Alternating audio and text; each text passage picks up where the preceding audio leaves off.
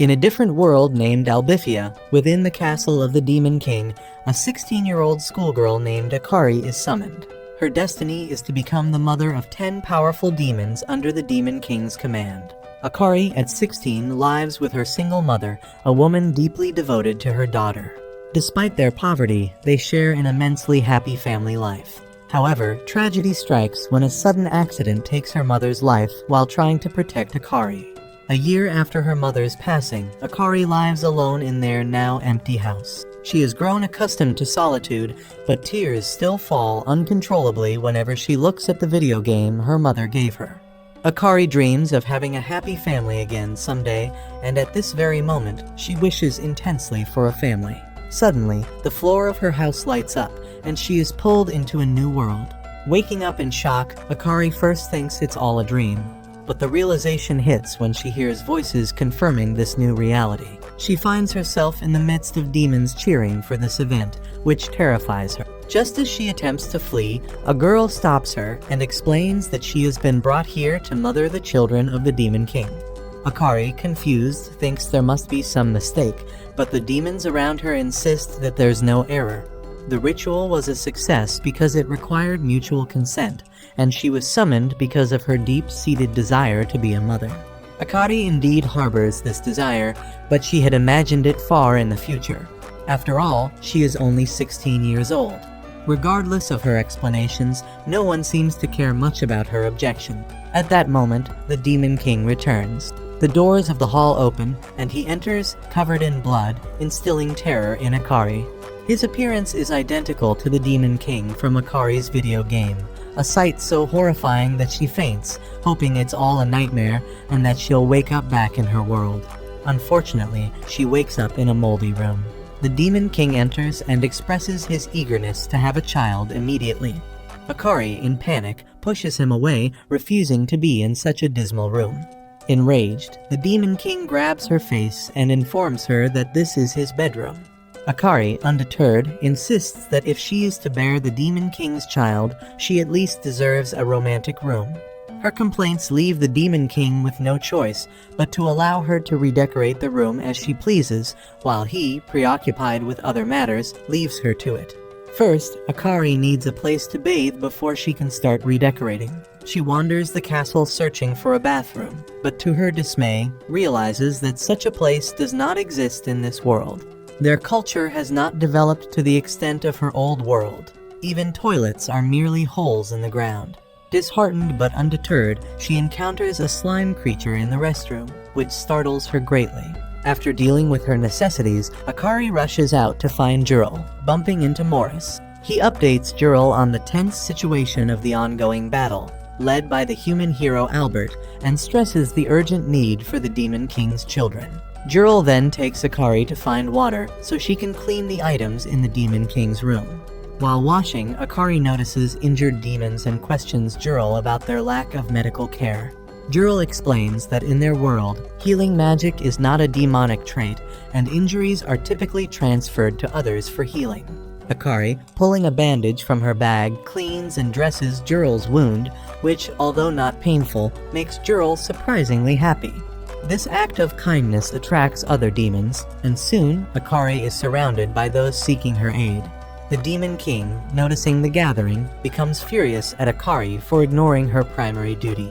He sternly reminds her that she was summoned to bear children, not to involve herself in other matters. If she cannot fulfill this role, she should return to her world. This reminder sparks a defiant response from Akari, who refuses to bear children only to send them to war. Angered, the Demon King leaves abruptly. Disheartened, Akari returns to her cleaning. Morris enters the room and sees a blood-stained cloth. Akari, mistaking it for enemy blood, inquires about it. Morris clarifies that it's the Demon King's blood. Demons lack regenerative magic. Akari is left pondering over the complexities of this new world. Akari learns that in this world, injuries can only be transferred from one individual to another. The human army, led by the hero Albert, is currently attacking demon villages. To protect and save his people, the Demon King has been absorbing their injuries onto himself. Akari is touched by his selflessness, reminiscent of what her mother did for her. That night, when the Demon King returns, she waits for him to apologize, tears streaming down her face as she realizes the extent of his sacrifice. The Demon King, softened by her gesture, drapes his cloak over Akari and reassures her that if their child must go to war, it won't be the first one to do so. Planning to sleep in another room due to his bloodied state, Akari stops him, bringing up the subject of having a child. She closes her eyes, bracing herself, but instead of the expected intimacy, she feels something warm on her lips. Opening her eyes, she realizes the Demon King is giving her a magical potion that guarantees pregnancy. Shortly after, Akari gives birth in an unusual way, and the adorable child instantly warms her heart. As she prepares to hand the baby to the Demon King, he is called away on urgent business, leaving her with instructions to care for the child until it is battle-ready. Akari's journey of motherhood begins, marked by inexperience and confusion. Whenever the baby cries, she assumes it's hungry, but being a virgin and only 16, the idea of breastfeeding is foreign to her. Jurl, hearing the commotion, rushes in and is baffled to see Akari attempting to nurse. Jurl informs her that newborn demons feed on magical energy, not breast milk.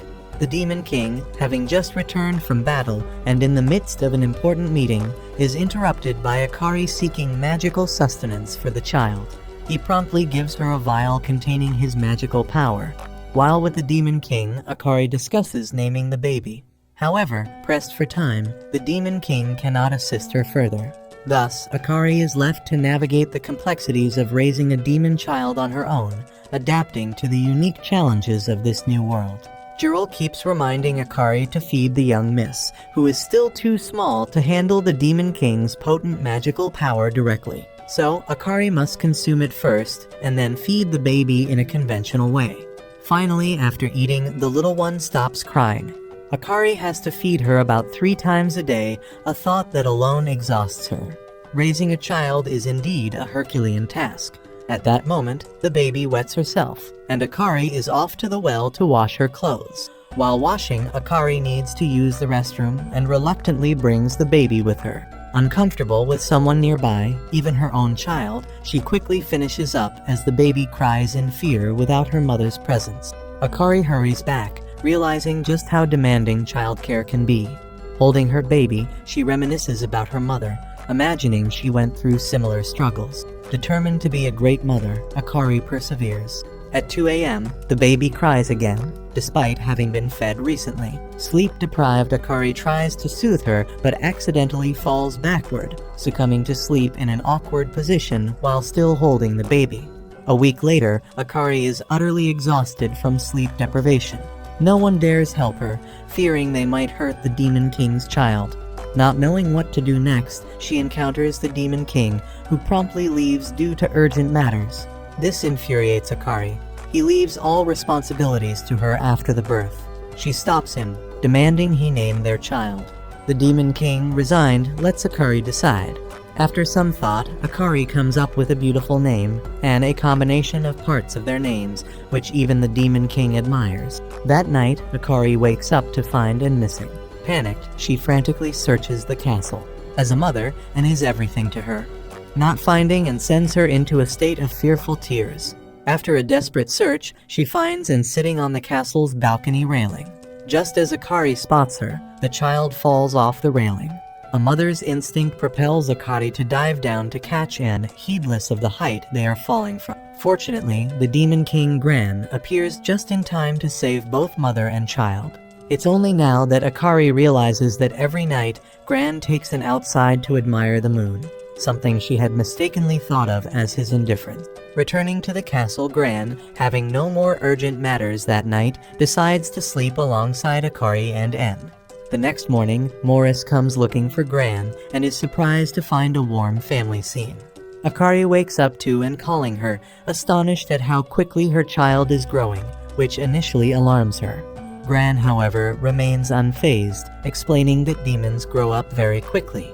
In the following days, Little Anne began learning to walk. She was so adorable that Akari couldn't take her eyes off her. Akari almost thought she'd go to the grave from sleep deprivation over the past week, but Anne's cuteness swept all her exhaustion away.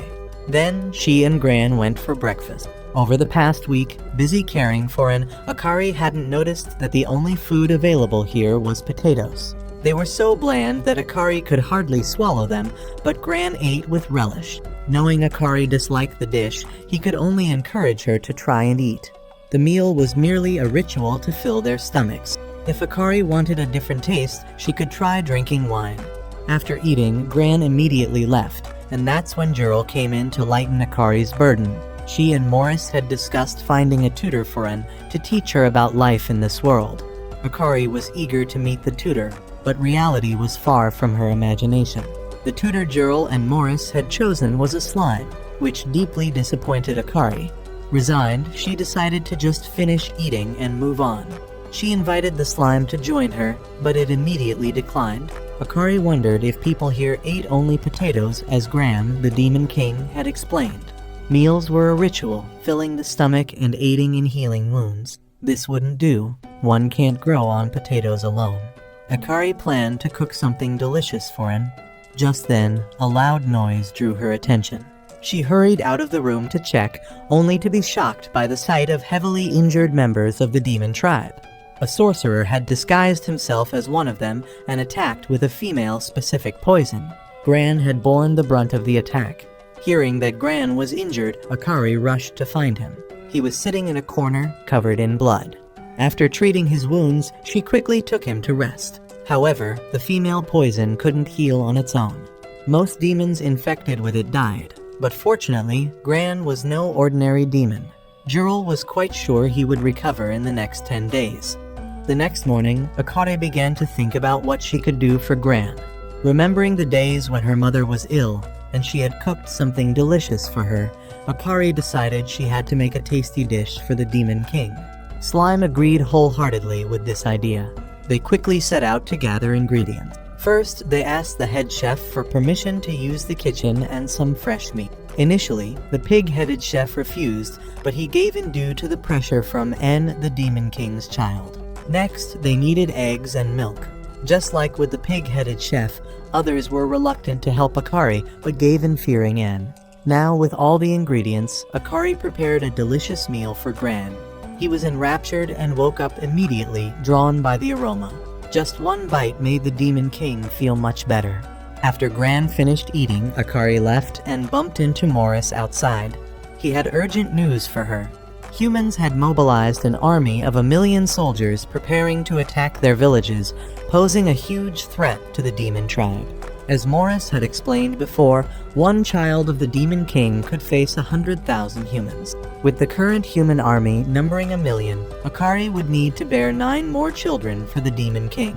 This shocking revelation overwhelmed Akari, who had thought she was finally at peace, but it seemed her future would be more challenging. 2 weeks passed since the Demon King Gran was poisoned, and began to speak very quickly, overwhelming even Akari. Managing one child was already troublesome, and the thought of having 9 more was daunting. 2 weeks earlier, during negotiations with Morris, the human army's invasion had put the demon army in grave danger. They needed 9 more children of the Demon King. If necessary, Akari was ready to help by using a special potion, but it was extremely rare, only available every 100 years. So, Akari had to conceive in the usual way. Lost in these thoughts, she was startled by the Demon King's sudden appearance, and leaped into Gran's arms, and seeing her lively spirit, Gran had an idea. He invited Akari and Anne to leave the castle and explore with him. Jurl and Morris immediately objected to this idea, arguing that taking Akari and the young lady out of the castle without guards was too dangerous. Hearing this, Akari's imagination began to wander towards romantic scenarios. Once Gran had decided, neither Jurl nor Morris could dissuade him. So, Jurl decided to find a suit of armor for young Lady Anne. Leading Akari to the weapons vault, after piecing together various valuable items, Jurl crafted an incredibly charming armor for Anne, and seemed to like these items too. According to Jurl, a woman's body is a weapon in itself, and this outfit allowed Anne to fully showcase her beauty. However, Akari was different. A child couldn't wear such revealing clothes, so she made a more modest outfit for him. Demon King Gran also opted for casual clothes instead of armor. Once they were ready, he entrusted the castle to his subordinates and took off with Akari and Anna, flying out of the castle. They saw mountain ranges and forests and crystal-clear lakes from high above. Akari realized the beauty of this world. Below them was a forest where humans wouldn't dare attack. Akari wanted to walk there, but Gran quickly explained. It was the lost forest where the ground changed with every step, and the flora was so dense it blocked out sunlight. Anyone lost there would likely be devoured. What about that lake over there? Akari saw beautiful mermaids waving at them. Gran warned Akari not to be charmed by their beauty, as getting close to the lake meant being swallowed by a kraken. As for the desert, Akari knew without Gran's explanation that there was no escape from there. Then Akari noticed a field of flowers. This area was safe, so Gran took them down for a walk. Just as they landed, Akari felt someone watching them from afar. Gran had just made a floral wreath for Anne and a ring for Akari. Was this a proposal like in her world? But Gran had no romantic feelings for her, did he? Curiosity could drive one mad. Akari immediately voiced her doubts. Gran had initially been apprehensive about having a child with a stranger, but after spending time with Akari, it seemed his feelings towards her had changed. Gran patted Akari's head, assuring her not to think he disliked her. To Akari, this felt like a confession of love, making her blush and run away. Just then, Slime reported that Little Anne had wandered into the lost forest looking for more flowers. Panicked, Akari rushed into the forest to find Anne, only to come across a stranger behind her daughter, the hero Albert. Knowing the enmity between demons and heroes, Akari instinctively knew she had to keep her distance. She grabbed a branch, demanding Albert release her daughter. He remained silent, rushing towards Akari with his sword. Frightened, Akari felt helpless, fearing for her life. But Albert only slashed a tree that was about to attack Akari and then helped her up. Holding Akari's delicate hand, he apologized for scaring her and unexpectedly kissed it, leaving Akari utterly surprised, suspecting him to be a playboy, and then jumped back to her mother. After a brief exchange, Albert got straight to the point. Why was an ordinary person like Akari in demon territory? He had seen her with the Demon King in the forest. Akari grew worried, realizing Albert might harm, and if he knew she was the Demon King's child. At that moment, the attacking branches resumed their assault, forcing Albert to put his questions aside and focus on finding a way out. Akari knew running away alone would only get her lost, so she decided to follow Albert. Meanwhile, Gran learned that Anne and Akari had disappeared. Entering the forest, he found the tree Albert had cut, and immediately knew a hero was involved. Slime panicked, fearing the hero might have captured them. Gran's face darkened, and he ordered Slime to return to the castle and alert everyone, while he went to rescue Akari and Anne. Meanwhile, Anne was hungry, and Akari, feeling a bit embarrassed, began to breastfeed her in front of Albert. Albert, being considerate, told Akari to do what she needed, promising to maintain a distance and protect them. As a true hero, Albert would never peek at a woman's body. After feeding Anne, Akari quickly urged her daughter to continue their journey, but at that moment, Anne became fussy. She didn't want to stay in a place filled with only trees. Her sudden rebellious phase left Akari clueless about what to do. Albert then offered a hand, lifting Anne onto his shoulders, pointing out the forest's beauty to her. Akari felt a bit embarrassed about the hero taking care of her child, but Albert didn't mind. As a hero, his job was to bring happiness to others, and seeing Anne smile was rewarding enough for him. Even Akari, Anne's mother, sometimes found her troublesome, but Albert seemed at ease, surprising Akari with his kind words in such a situation. Akari chuckled, thinking Albert was indeed a good person. Following Albert to find a way out of the forest, suddenly the ground cracked open, and Albert fell into a pit. A monster attacked him, but for Albert, it was a minor challenge. After escaping the pit, they continued on their way, but the path became darker and narrower. Albert blindly chose a path leading to the lake, clueless about the correct way out. Akari, fearing they might get lost forever, remembered Gran's advice. The forest wouldn't attack a member of the demon tribe, so she asked Anne to request the forest to show them the way out. The forest indeed revealed a path leading outside. Akari quickly called Albert, who had just found another, more daunting path. Frustrated with his foolishness, Akari grabbed his hand and led him out of the forest. Albert's teammates were waiting outside, but when Akari tried to leave, they stopped her. Albert might be naive, but the others recognized Anne as a demon due to her horns, and she even admitted to being the Demon King's daughter. This revelation shocked everyone, and they formed a battle formation against Akari. Albert tried to stop them, but they wouldn't listen. Even if Akari was an ordinary person, they knew she came from another world. According to legend, if a woman from another world bears 10 children for the Demon King, it would bring disaster to the world, and they were determined to prevent this prophecy at all costs. Akari was panic-stricken, unsure of what to do next. At that moment, Albert stepped forward, holding off everyone. He declared firmly that he didn't become a hero to bully a child. As they had mentioned, Akari was summoned from another world, so she surely knew nothing about this. They couldn't just label her a demon and accuse her. Albert strongly believed that Akari was forced by the Demon King to bear his children, treating her as a sexual slave. This made the others look at Akari with pity. Before she could explain, Albert reassured her, promising to protect her and her daughter. He then ordered everyone to lower their weapons, stating that anyone wanting to harm Akari would have to go through him. Akari was right about Albert. He truly was a good person. The next issue was what to do with Akari and Anne. Surely, they couldn't just send them back to the demon tribe. Albert, not wanting Akari to suffer anymore, decided to take her to a human town along with Anne. He felt no danger from Anne and believed that if she grew up among humans from a young age, she wouldn't be a threat anymore. Akari and Anne were taken to Rowan, the nearest town to the demon territory. It was a thriving place, vastly different from the Demon King's castle, as beautiful as if Akari was touring Europe.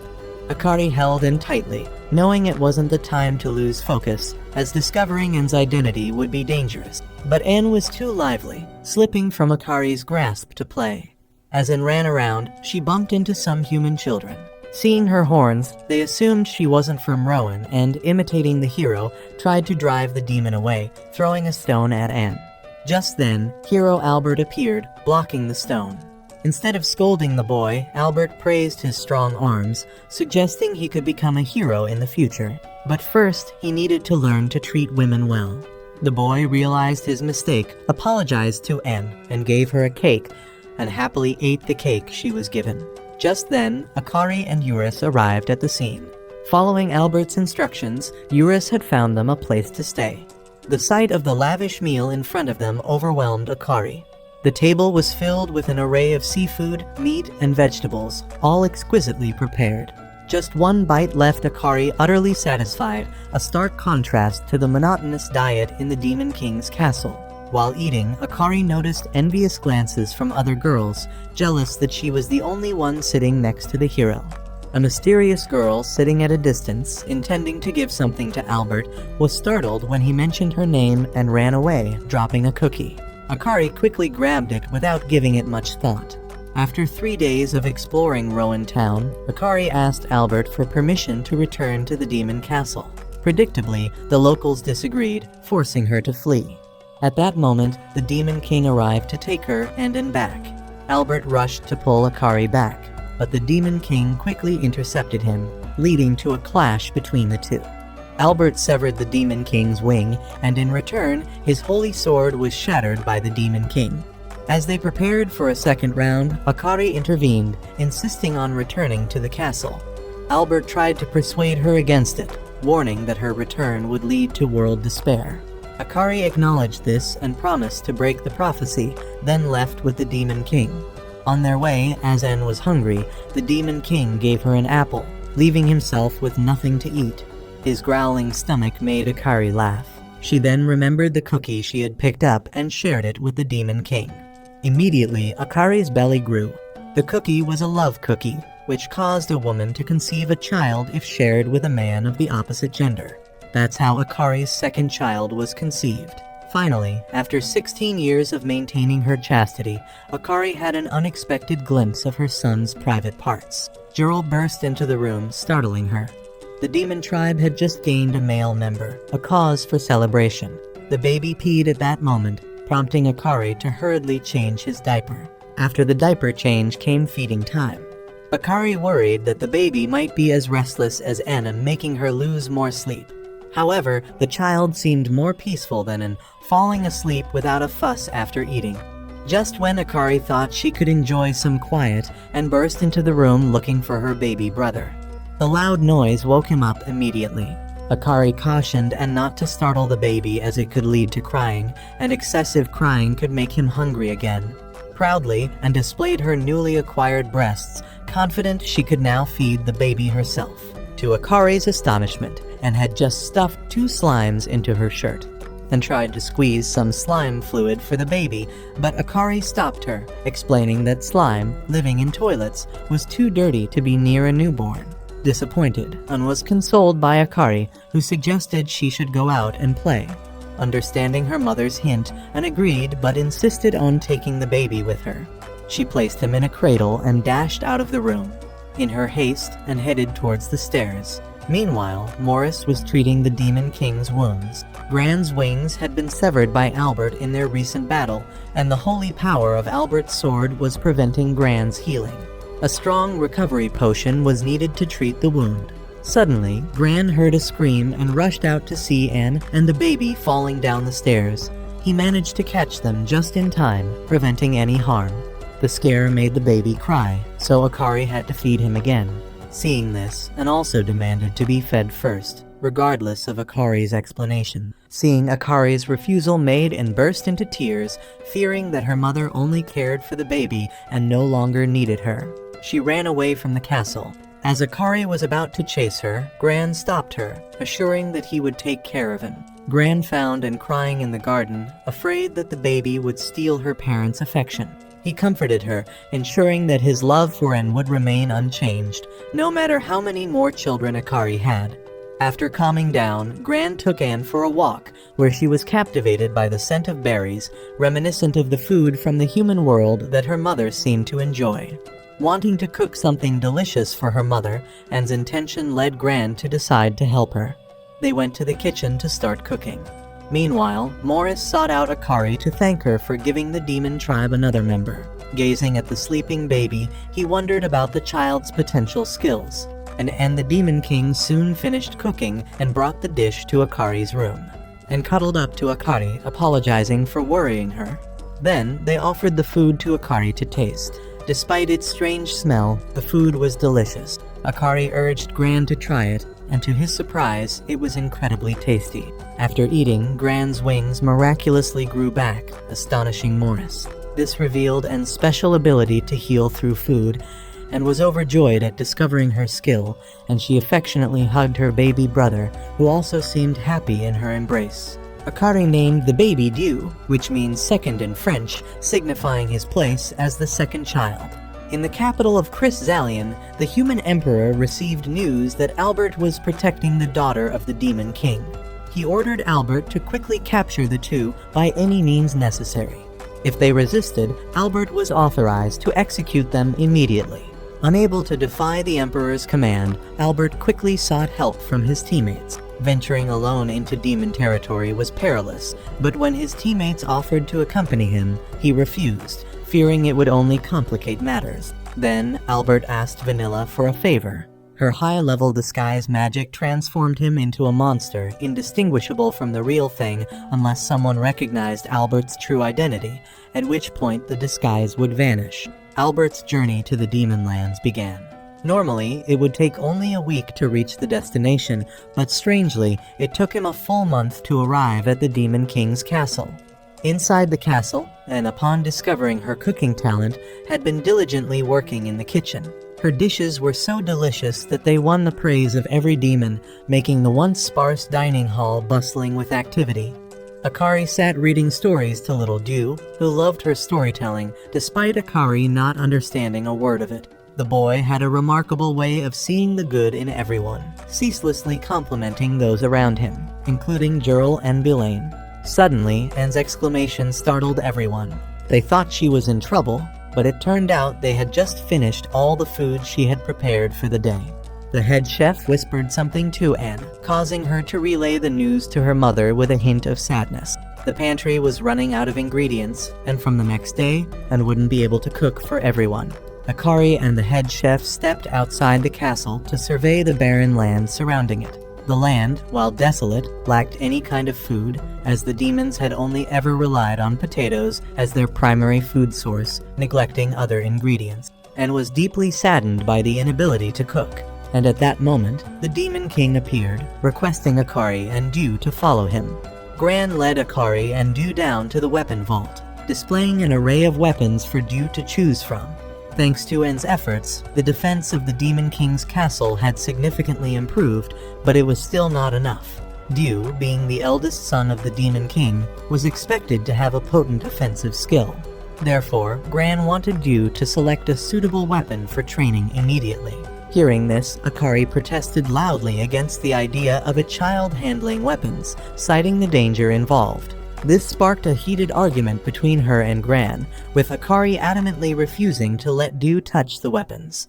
Angered, Gran stormed off. Meanwhile, Albert, using his friend's skills, had transformed into a cute slime to infiltrate the Demon King's castle easily. Knowing about the internal strife between Akari and the Demon King, he planned to use this to his advantage to take Akari back to the human world. On finding Akari, he was unexpectedly embraced by her as she vented about Gran.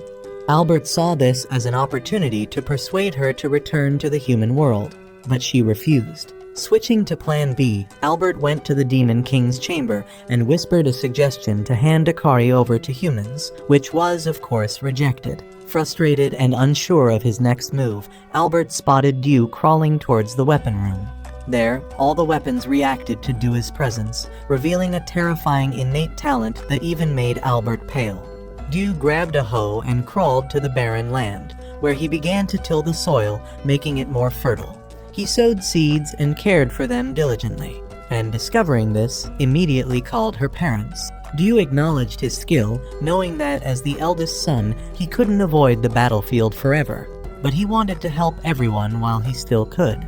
This revelation made Gran uneasy. Albert, who had been watching from the sidelines, was surprised and his perspective on demons began to shift, and then recognized Albert, and his disguise vanished as everyone else saw just a slime, except En, who clearly recognized him.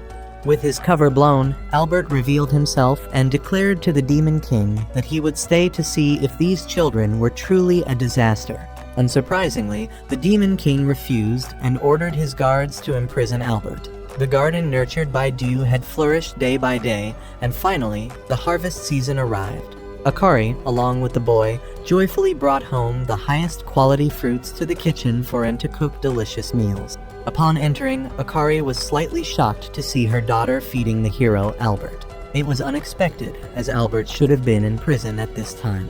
When Albert saw Akari, he promptly greeted her. As for why he was there, Albert simply asked the guards for a leisurely stroll. His heroic aura was so strong that other demons couldn't restrain him. Noticing Akari carrying heavy stuff, Albert instantly offered to help and suggested that she should take a bath. Akari promptly refused, saying a quick wash at the well would suffice. Albert's wrath flared up at the mention of the well, frightening all other demons. The Demon King Gran appeared at that moment, scolding Albert for causing trouble in his castle. If Albert couldn't live peacefully in the dungeon, Gran threatened to kill him right there. Albert, furious, directly insulted Gran as a worthless man, failing to provide even the basic needs of a woman. He argued that as a lady, tea parties and dresses were essential, which Gran should provide. Hearing this, Gran immediately ordered Morris to prepare a tea party. The sudden change startled Akari, yet she was intrigued by the idea of tea parties and dresses. Imagining them, Jurl and En came looking for her. As the main guest, Jurl wanted to make Akari the most beautiful woman at the party. Jurl quickly took Akari to try on dresses, but their fashion tastes were vastly different. Just when Akari felt disheartened, she discovered something incredibly beautiful. The evening party was much improved, but Gran seemed indifferent. Morris, however, was focused on the fact that they now held the hero Albert, humanity's hope. With Albert in their grasp, they needn't worry too much about a war. Akari entered the party in a stunning dress, leaving even Gran momentarily speechless. Albert quickly approached and invited Akari to dance with him. Seeing Akari happily dancing with Albert, Gran didn't want to spoil the mood and left the party. The event went smoothly. Alone with Albert, Akari expressed her curiosity about why humans had imprisoned Gran's mother, the powerful demon queen Delnir. She was so strong that she single-handedly fought against the human armies for 500 years until she was defeated and imprisoned by a hero from before Albert's time. Akari realized that if Delnir were to be freed now, the world would be doomed. Initially, Akari wanted to rescue Gran's mother, but she became hesitant after her conversation with Albert. After hearing from Dew that her father had returned to his room, Akari rushed to meet him. Gran complimented Akari, seeing her in his mother's dress, which surprised her. Delnir always wore this dress, even on the battlefield. This made Akari enthusiastically embrace Gran, thinking that Delnir wasn't as frightening as others had said. She believed Delnir wore the dress for Gran's father. Gran then asked Akari to dance with him, creating a romantic atmosphere, which was interrupted by Albert's call. Akari was about to run to him when Gran pulled her down onto the bed, leaving Akari pale-faced, wondering if she was about to lose her virginity. Suddenly, a voice emanated from the dress, revealing it was enchanted with Delnir's special magic. When fueled with enough mana from 2 people, it would initiate a conception process, and Akari ended up giving birth to twins. Contemplating that Gran's mother had created children through a dress made Akari perceive her as an unusual person. She named the girl Quater and the boy Toi. There seemed to be something peculiar about Toi, who was often noisy, in contrast to the always irritable Quater. Regardless, Akari was determined to take good care of them. 3 days later, both Gran and Albert came to visit Akari. Albert was startled upon entering the room. Akari looked like a shadow of her former self, exhausted from caring for the twins. Whenever one cried, the other would start fussing too, and when Akari fed them, an Endu would also demand their share. Akari felt utterly helpless. Her chest was not a milk bar after all. Albert understood Akari's exhaustion from caring for 4 children at once, so he immediately offered to help share the burden. Akari was deeply grateful, thanking Albert profusely. Albert just smiled, while Gran grimaced, unwilling to hand his child over to an enemy. However, Albert didn't care what Gran thought and took Quater, proposing a bet with Gran. If Gran wanted to prove himself a good father, he should try his best to take care of Toi. Gran took Toi to the garden to start his fatherly duties, but the boy was peculiar. Whatever Gran said, Toi paid no attention, only caring about the ants crawling on the ground. Gran noticed an unusual amount of darkness around Toi, which worried him about whether Toi was truly his son. Meanwhile, Albert struggled with Quater, who crawled so fast that keeping up with her left him breathless. Seeing himself about to lose, Gran hurried back to teach Toi how to crawl. But Toi was slow and sluggish, moving even slower than a snail, leaving Gran feeling helpless. Just when Gran decided to take Toi for a walk, he discovered that the boy had wet himself, soaking Gran in the process. On the other hand, Albert finally caught Quater after a long chase. He reminded himself to be patient in raising Quater properly, but she was uncooperative, poking his nose and continuing her escape. Albert resumed his pursuit, with Quater causing trouble wherever she went. Albert understood that infants are mischievous, but Quater was excessively so, and he couldn't control her. Quater headed straight for the slime's restroom, and Albert, fearing she might fall into a pit, rushed to catch her. In a bizarre turn, Albert fell instead, leaving him in pain and struggling to crawl after Quater to ensure she wasn't lost. Gran faced similar difficulties. Toi cried incessantly, and he couldn't soothe him. The 2 men, both struggling with their children, met and continued to mock each other. Seeing Toi crying, Quater also began to yell, though no one understood why. It was then that both Gran and Albert realized just how overwhelming it was for Akari to care for 4 children at once. Toi soon stopped crying, seemingly wanting to crawl somewhere. Quater quickly taught Toi how to crawl, leading Gran to a mysterious egg. Gran realized Toi wasn't lazy, just curious, and was moved to embrace both children. Akari arrived shortly after, grateful to Gran and Albert for their help, which allowed her to get some rest. The egg Toi found began to hatch, revealing a dragon. Meanwhile, in the royal capital, there was concern over Albert's months-long disappearance, causing the king to grow increasingly frustrated, wondering what Albert was up to. Quater and Toi finally learned to walk.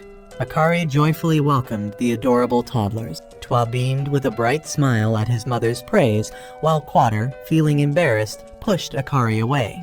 Albert laughed at this, prompting Quater to angrily call him disgusting. Twa mimicked the twins, cursing Albert, and even the newly hatched dragon joined in. Du identified it as a fire dragon, and Twa named it Petit, making it a new member of their family. At that moment, there was trouble in the demon realm. Jurl and Morris rushed to inform Gran about a meeting between the elves, dwarves, and humans. If the elves and dwarves sided with humans, it would be a significant disadvantage for the demons. However, if they earned their trust, freeing Queen Delmere would be easier. So, Gran decided to meet them himself, and Albert requested to join, not to support Gran but to maintain balance, promising to not interfere with demon affairs if they didn't ally with humans. Gran agreed, leaving Akari in charge of the castle as they departed. Akari stayed back to care for the 4 children, learning more about both races from Slime. Just as they were engrossed in the stories, a sudden sound of a violin startled them. The music was clear, but carried a mysterious power that left them unable to move. At that moment, a man entered the room.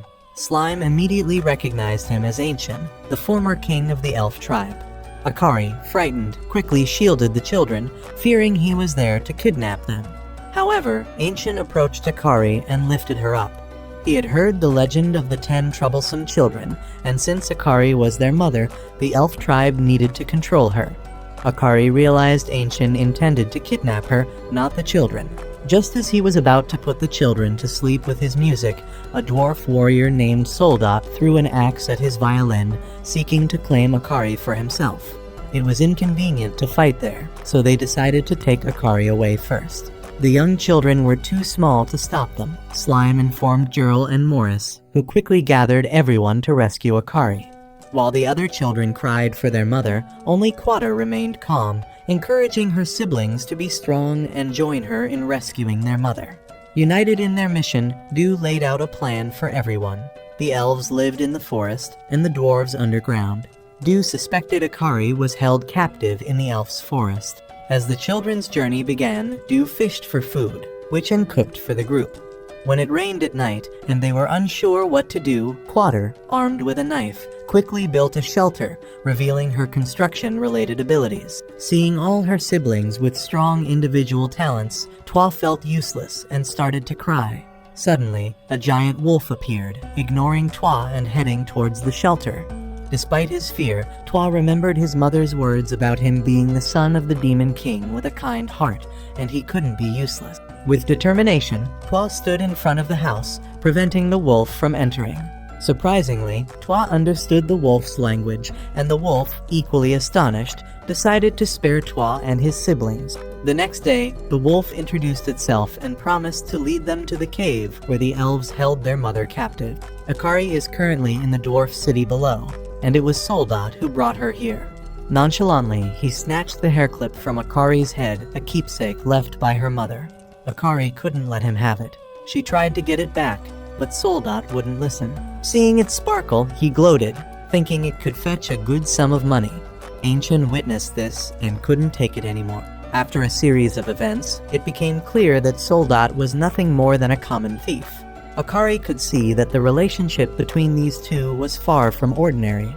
Even as they argued, the sister of the two stepped in to stop them. Just then, Akari's stomach growled loudly, surprising everyone. Soldat burst into laughter, teasing her, and decided to hunt something for her to eat. Feeling embarrassed, Akari declined, but Soldat didn't care. His mother had died of hunger, so whenever he saw someone hungry, he felt compelled to fill their stomach.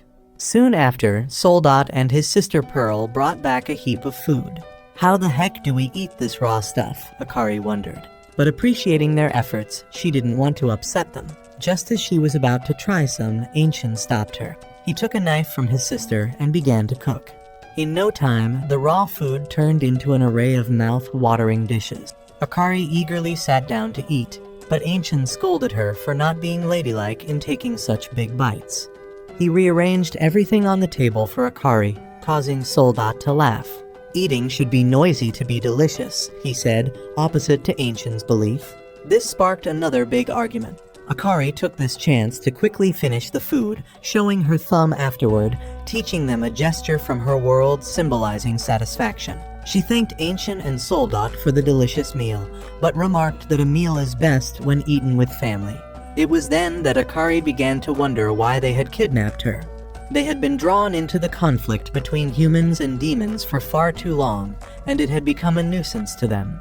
The age-old war between humans and demons saw no end, with the dwarf race selling weapons and the elves peddling medicine to both sides, reaping immense profits. However, their trade only intensified the conflict. Thus, they decided to sever ties with both sides and abstain from further involvement. It was upon hearing the legend of the 10 calamitous children that they felt compelled to capture Akari.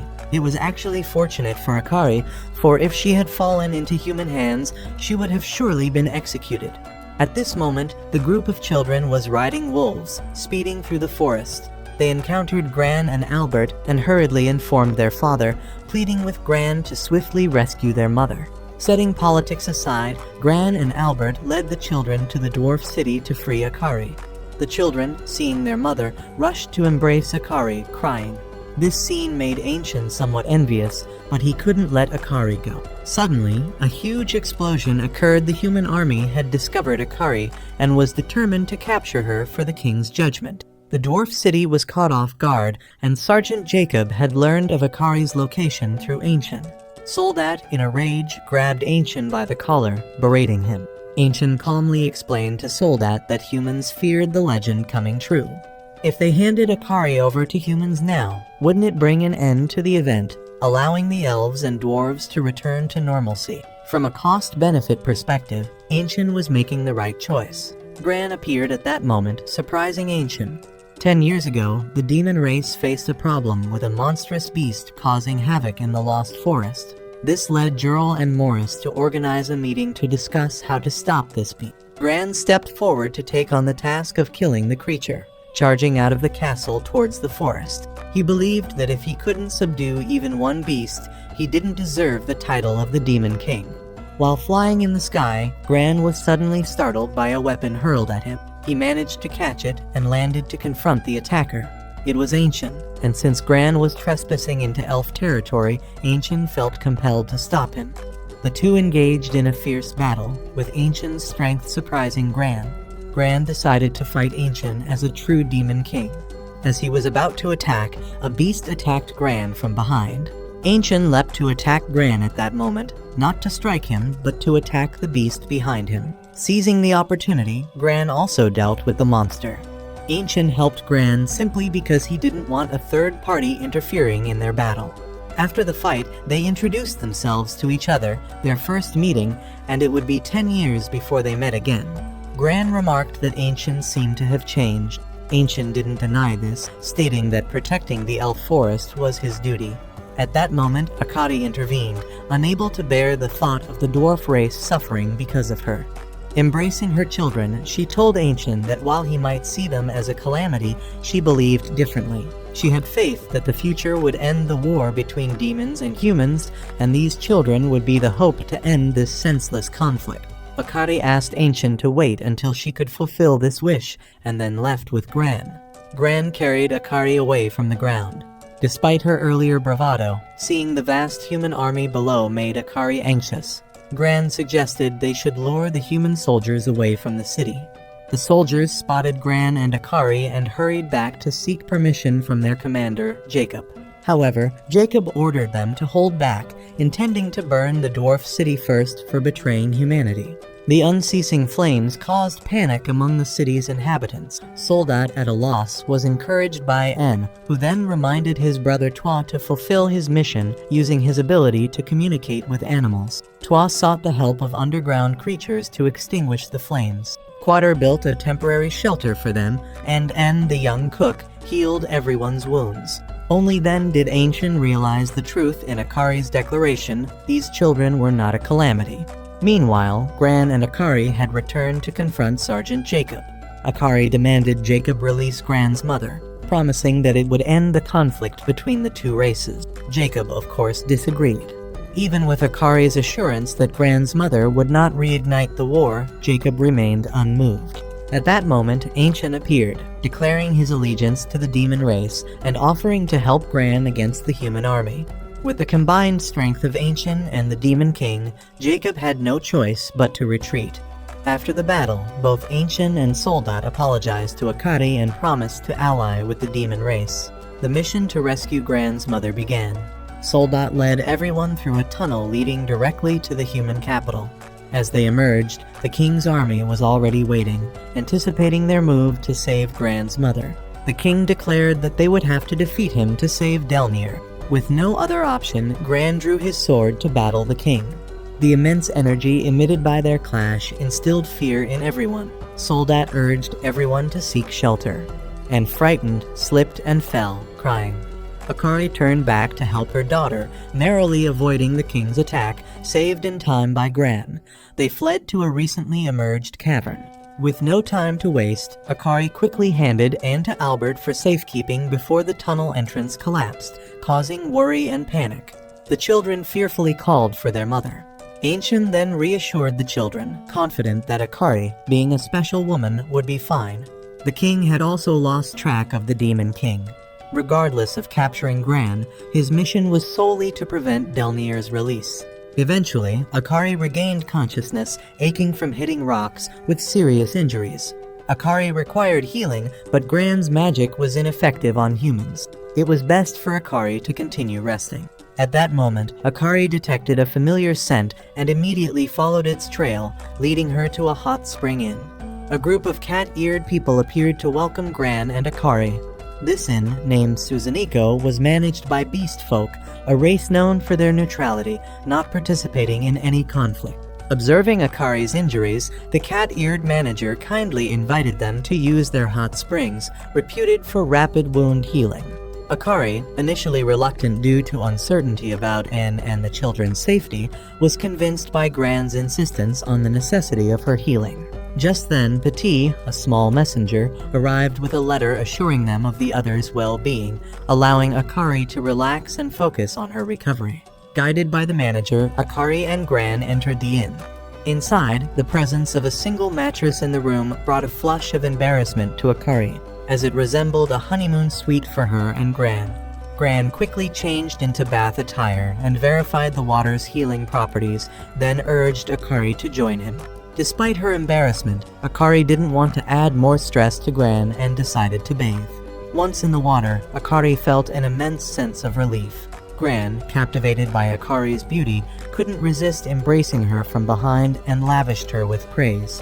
He admitted to having underestimated her at first, thinking she was just a fragile girl. However, Akari proved herself capable of caring for 4 children and even helped him strengthen his bonds with the elves and dwarves. Gran felt a renewed sense of gratitude towards Akari. The romantic atmosphere slightly swayed Akari, but it was abruptly interrupted when her belly suddenly enlarged, startling her. The manager stepped in to clarify, revealing that the inn offered a special service for couples. Simply bathing together would result in immediate pregnancy. The birth of their 5th child followed soon after, and Akari named the newborn Saint. Now the challenge was to safely return this infant to the Demon King's castle. Gran was at a loss for what to do next when Sink, the newborn, unexpectedly spoke up.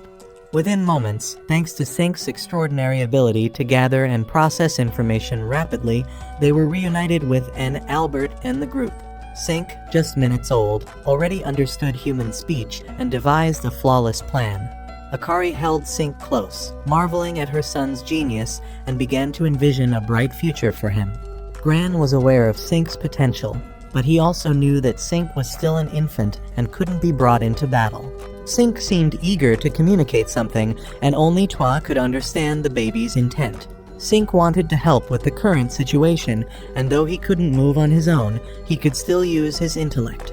The decision was left to the group, but Sink's confident gaze won them over, and they agreed to involve him in their plans. Meanwhile, at the king's castle, in the prison cell of the demon queen Delnir, soldiers were reinforcing her shackles. Delnir's magical strength was so immense that she would soon break free if not restrained. As the king arrived to assess the situation, a soldier hurriedly informed him that the hero Albert had returned. Albert's friends joyously greeted him. Albert, carrying a strange-sounding backpack, explained his ordeal of serving the Demon King's child and diverted their attention with urgent news about the demon race's weakness, insisting on an immediate meeting with the king. Albert's infiltration of the castle was all part of Sink's calculated plan. The next step was to befriend the enemy. Hearing the guards complain of hunger, Albert offered them cakes he had prepared, which they eagerly accepted. At that moment, Sergeant Jacob appeared. Seizing the opportunity, Albert inquired about the castle's status. To prevent demonic invasion, the king had ordered all entrances and exits sealed. The castle's intricate and complex design made it virtually impossible for demons to infiltrate without prior knowledge. Albert's strategic actions, guided by Sink's planning, were setting the stage for a critical confrontation. Jacob burst into laughter, saying that the demons would only have a chance if they were as small as mice. Sink overheard everything and quickly devised a perfect follow-up plan. Albert then hurriedly went to meet the king, sharing the information he had gathered from Anne to the twins Quater and Trois. He explained that their abilities were unsuitable for warfare, suggesting they weren't the calamitous children prophecy. The king, having listened, exposed Albert's ruse, revealing his awareness of everything Albert had done, from the drugged cakes offered to the guards to his collusion with the demons and leaking castle information. The king suspected that the child with architectural abilities had already mapped the entire castle. He then forcefully took the backpack from Albert, revealing only the dragon Petit inside and no child. This was all part of Sink's plan to distract the king, allowing the team to reach Queen Delnir's prison cell. Everyone was eager to free the queen, but the chains binding her posed a significant challenge. Forged by sages, their magic was tough to break. Sink had an idea, but fell asleep before he could share it. Left with no choice, Gran and Ancient combined their powers to destroy the chains, freeing Queen Delnir. The king arrived too late. Trois had already arranged for underground allies to help them escape safely. Delnir's enigmatic smile at the king left Akari feeling uneasy, wondering if they had made the right decision in freeing her. The demon castle welcomed Queen Delnir back, noticing the chains still on her wrists. As they rushed to remove them, Delnir stopped them, deciding to keep the chains to ensure a fair fight against humans. Then, a celebration was held in her honor, with the children joyfully bringing food to the queen. Suddenly, Delnir called out to Akari, reprimanding her for teaching the children to cook instead of taking care of her husband and the castle, pointing out Gran's wrinkled clothes and the castle's dustiness. Akari turned pale upon hearing Delnir's remarks. It was as if she was dealing with a stereotypical mother-in-law from a drama series. After scolding Akari, Delnir turned her reproach towards Gran, seeming certain that Gran understood why these children were born. She then gathered all the kids to teach them herself, sternly telling Akari that if she failed in her duties, she shouldn't expect to see the children again. Delnir left under everyone's watchful eyes. Akari, feeling indignant, thought about how she had cooked, cleaned, and done everything possible, and if Delnir wanted proof, she would show her. Akari resolved never to be called useless again, and began her laundry tasks with determination. Soldat laughed, surprised that Akari accepted the queen's formidable challenge, while Ancient worried that Delnir was still focused only on warfare. Akari had plans regarding this, but first needed to complete Delnir's challenge to confront her directly. Everyone wanted to help Akari, but feared the queen's reprimand. Morris found a loophole by starting to clean his own room and then extending it outside, prompting the entire castle to start their chores. Meanwhile, Delnir was instructing the children, teaching them skills far from suitable for war. She approached Du to help him control his demonic blood, causing his body to uncomfortably heat up. At this moment, Gran intervened to stop his mother, with all the children being afraid of her, except Quater, who dared to speak up. The other children followed, mockingly calling Delnir an old hag. After a while, Akari completed her tasks and rushed to find her children. Delnir pulled Akari into the room, amazed that a human like Akari could bring so much change to the demon race. She thanked Akari for giving birth to Gran's 5 children, but couldn't forgive her for leading them astray with her thoughts. Delnir intended to kill Akari right there, and then offering her a chance to escape back to her world if she jumped out of the castle now. Of course, Akari would never agree. She could never leave her family behind. The entire demon clan is her family, and Delnir is also her mother. Akari pushes the food tray towards her, hoping she would taste her cooking and reconsider from the beginning. Once again, she declares to her that even if she likes warfare, she will stop it by any means necessary. As the wife of the Demon King and Delnir's daughter-in-law, she stands firm. At this moment, Gran also steps in to stop his mother. The kids do the same, making it impossible for Delnir to take any harsh action. She reluctantly goes along with Akari, empties a bowl of soup, and then throws Akari another challenge. Fine, if Akari wants to end the war, she has to find Delnir's husband. With Quater's building skills, the Demon King's castle has been greatly improved. Now they even have a sit-down toilet, unimaginable for the Demon King's children to use for such purposes. Delnir is visibly irritated with Akari, but now Gran is the master of the castle, so she can't do much more. A week ago, Delnir had issued a challenge to Akari to find her husband, who disappeared while seeking a way to end this meaningless war. Delnir believed in his words and went alone to the World Tree, but found no trace of him, only an ambush by the human army, leading to her capture and imprisonment till now. His disappearance and ambush seemed like a betrayal. Delnir is filled with hatred for her husband. This war won't end without a satisfying answer. Akari had thought they were a happy couple, but now both she and Gran must undertake this mission. When Akari goes to Gran's room, she finds a terrifying pot outside. The smell is so intense it almost makes her faint. It turns out Gran and Ancient are making a potion to restore Gran's memory. Since his father has been missing for a long time, his memories of him are faint. Gran is compelled to find him to confirm if he truly betrayed his mother. And if it's true, even he can't forgive him. Finally, the potion is ready. It looks horrific, but Gran drinks it in one go. Instantly, his body shrinks, and he can't even remember Akari and Ancient. This is one part of the potion's effect, where Gran has to return to his childhood to delve into his thoughts. The kids are amazed to see their father turned into a child, as cute as themselves. Being reduced to a child, Gran doesn't remember anything at all. So they introduce Akari to Gran once again. This is going to be my future wife. Gran blushes with embarrassment, surprising Akari. She then gets down to business and asks about Gran's father. The mention of his father frightens Gran, who quickly runs away from the castle. This was a habit from his childhood, as he always had to practice swordsmanship diligently or face Queen Delnir's reprimand. Akari tries to invite Gran out to play, but he refuses, believing that fun only weakens the heart. That's when Sync comes up with an idea. They invite Gran to a race up the mountain, and Gran, being competitive, can't refuse. The race turns out to be more comedic than competitive, with the kids finding a laughing mushroom and sticking it under Gran's nose. Affected by the mushroom, Gran can't help but laugh uproariously, then chases after the kids in anger. They play joyously until the evening when they reach the mountaintop. They sit on a tree branch watching the sunset. That's when Gran shares about his father, who often used to take him up here to escape training session. Suddenly, a bright light appears before them. Gran remembers it as a flower blooming from the World Tree. Legend has it that gifting this flower to your loved one will grant them eternal happiness. After explaining, Gran returns to his normal state. Akari now understands the whole situation and quickly goes back to inform Delnir.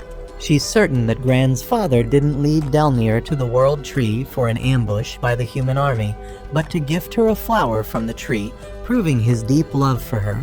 To find the truth, Akari suggests Delnir should visit the World Tree again. The Sky Kingdom is directly connected to the World Tree, which is also the humans' territory, making it difficult for the Demon Clan to infiltrate. Just when they're unsure of what to do, Sync speaks up, saying he will devise a plan for them, one that won't need to be too complicated. Delsier steps in with her hellfire, ready to bring down anyone who dares to stand in their way. Akari, however, vehemently opposes this idea.